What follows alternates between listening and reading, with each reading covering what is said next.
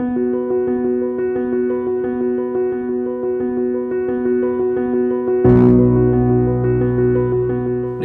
CCBPలో చేరక ముందల నాకు కోడింగ్ పెద్దగా వచ్చేది కాదు. మా కరికులంలో కోడింగ్ ఉన్న ల్యాబ్లో ఇంప్లిమెంట్ చేయడం సరిగ్గా అర్థమయ్యేది కాదు.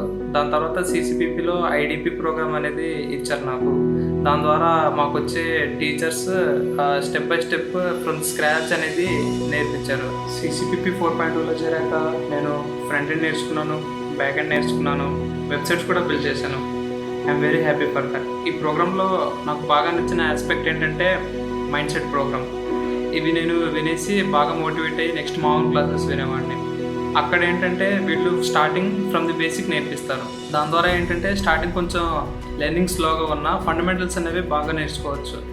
అవి బాగా బిల్డ్ చేసుకొని నెక్స్ట్ మనం ఇంప్రూవ్ అయ్యేటప్పుడు వాళ్ళు ఏం నేర్పించినా మనకు చాలా ఈజీగా ఉంటుంది.